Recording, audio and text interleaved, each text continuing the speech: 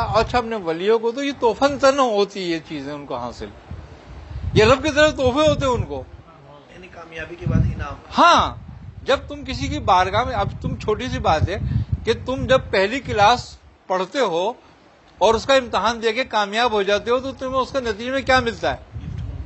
Gift ملتا ہے، result ملتا ہے نا، کہ تم ایک کلاس میں پاس ہو گئے تم دوسری میں چلے جاؤ، پھر اس کا بھی سند ملتی ہے۔ تو جب سند ہوتی ہے تو پہلے سے دوسری میں جاتا ہے نا، اور جب سند ہوتی ہے تو تیسری میں جاتا ہے۔ تو اللہ تعالی کی طرف سے اس ولی کو جب ایک منزل طے کرتا ہے تو ایک گفٹ ہوتا ہے۔ اب وہ صفت سماعت کی ہو، بصارت کی ہو، بصیرت کی ہو، کلام کی ہو، اس سب کو الگ الگ عطا کرتا ہے۔ اور کچھ بزرگ ایسے بھی ہیں جو مجموعہ ہے صفات کا، صفات الہیہ کا، ان سے ویسے ثابت ہوتا ہے، ظاہر ہوتا ہے سب کچھ۔ آئی نا سمجھ میں بات؟ تو بات یہی ہے کہ بزرگ جو ہے، ولی جو ہے، خدا کے نور سے دیکھتا ہے اور خدا کے نور سے تصرف رکھتا ہے، اس کے صفاتوں کی نور سے تصرف رکھتا ہے، اس لیے اس کا تصرف حقیقت ہوتا ہے۔ اللہ اس کو فوقیت عطا فرماتا ہے، وہ فوق الاسباب ہو جاتا ہے، وہ کام کر سکتا ہے جو عام انسان نہیں کر سکتا۔ تو یہ اس کا ثمر ہوتا ہے، اس کی محبت کا ثمر ہوتا ہے،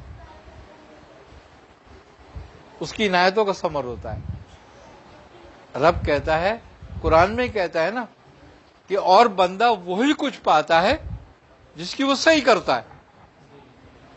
تو جو بندہ اپنے رب کے لیے صحیح کر رہا ہو، اپنے رب کو پانے کے لیے صحیح کرتا ہے، کیا وہ رب کو نہیں پاتا؟ پھر جو دنیا کو پانے کی صحیح کرتا ہے وہ دنیا پاتا ہے، جو شیطان کو پانے کی صحیح کرتا ہے وہ شیطان کو پاتا ہے، جو رب کو پانے کی صحیح کرتا ہے وہ رب کو پاتا ہے۔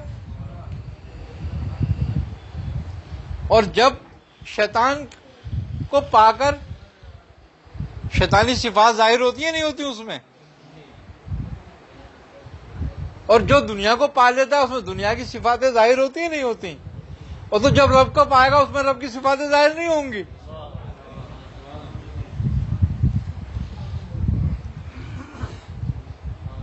آئی نا سمجھ میں بات؟ طب کا ایک واقعہ ہے، طب کا واقعہ، ایک طبیب واقعہ لکھتے ہیں طب میں، ہندوستان کا واقعہ ہے، عجائبات طب سے ایک واقعہ تھا۔ تو وہ کہتے ہیں کتا پاگل ہو گیا گاؤں میں، اکثر ہو جاتے ہیں۔ تو وہ جو تھا جاگیردار، جو وڈیرے ہوتے ہیں، اس کا کتا تھا، وہ ہو گیا پاگل۔ اب اس نے کہا بھائی کتے کو مارو نہیں میرے، انہوں نے کہا یہ تو پاگل ہے، کسی کو بھی کچھ کرے گا، انہوں نے کہا اس کو درخت سے باندھ دو۔ ایک درخت سے بندھوا دیا انہوں نے گاؤں میں، اس کو زنجیروں سے۔ اب وہ کتا جو ہے اپنے پاگل پن کے اندر نا درخت کو جھنجھوڑنے بھموڑنے لگا اور درخت کی چھال اکھاڑنے لگا۔ اب وہ کتا بھوکا پیاسا درخت سے لڑتے لڑتے مر جاتا ہے۔ اب وہ اس کو وہاں سے کھول کے پھینک دیتے ہیں۔ اس کے کاٹنے سے، اس کے دانت لگنے سے، اس کی چھال اکھاڑنے سے درخت سوکھ جاتا ہے،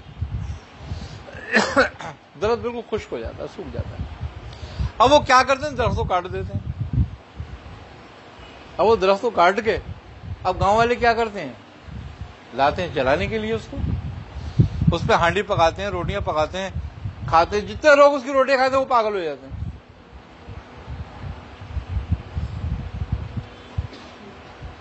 اور وہ گاؤں میں کھلڑ مچ جاتی ہے کہ پاگل کیسے ہو رہے ہیں لوگ۔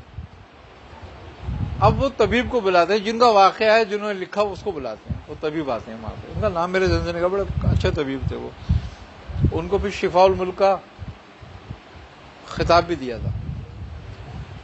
اب آتے ہیں، جب وہ دیکھتے ہیں، اوہو، انہوں نے کہا یہ کیا ہوا ہے؟ انہوں نے کہا یہ تو سب ہڑکائے میں ہیں، ان کو تو کتے نے کاٹا ہے۔ انہوں نے کہا کسی کو بھی نہیں کاٹا۔ انہوں نے پھر یہ کیسے ہو سکتا ہے؟ انہوں نے کہا گاؤں میں کچھ انوکھا ضرور ہوا ہے الگ سے۔ اچھا وہ بزرگ بھی تھے ساتھ میں، اللہ والے بھی تھے، کسی بزرگ کے دستے بیت بھی تھے، نقشبندیہ خاندان تعلق رکھتے تھے وہ. تو انہوں نے کہا کہ حضرت ایسے ایسے مسئلہ ہوا سارا. ارے انہوں نے کہا اچھا اچھا اچھا ٹھیک ہے. اب وہ انہوں نے ان کے لیے دوا کری اور پورے ڈرم بھر کے دوا بنائے اور کہا ان سب کو پلاؤ. سب کو پلائے گئے، وہ لوگ ٹھیک ہونے لگے. اب جب وہ ٹھیک ہونے لگے تو لوگوں نے ان سے پوچھا حضرت کیا ہوا؟ انہوں نے کہا کتے کے کانٹے کا اثر درخت میں آیا، درخت کی جو تم نے لکڑیاں جلائی اس کے دھوئیں کا اثر روٹیوں میں آیا اور اس روٹیوں کا اثر تم میں آیا. تو وہ بزرگ کہتے ہیں کہ ایک پاگل کتے کو درخت کاٹنے کے بعد لوگ پاگل ہو رہے ہیں اس کی روٹی کھا کر، اور کسی ولی کی توجہ سے کچھ نہیں ہوتا کیا؟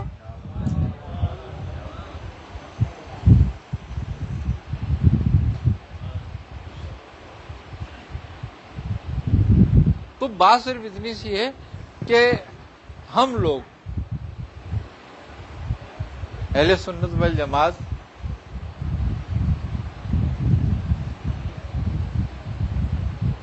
اپنے آپ کو جو کہتے ہیں وہ یہی بات ہے کہ سرکار عالم صلی اللہ علیہ وسلم اور صحابہ اور ان کے دوست یعنی کہ ولی اللہ، نبی کریم صلی اللہ علیہ وسلم فرمایا کہ تم میرے رفیق ہو. صحابہ کرام سے تم میرے رفیق ہو اور تمہارے بعد میرے دوست آئیں گے.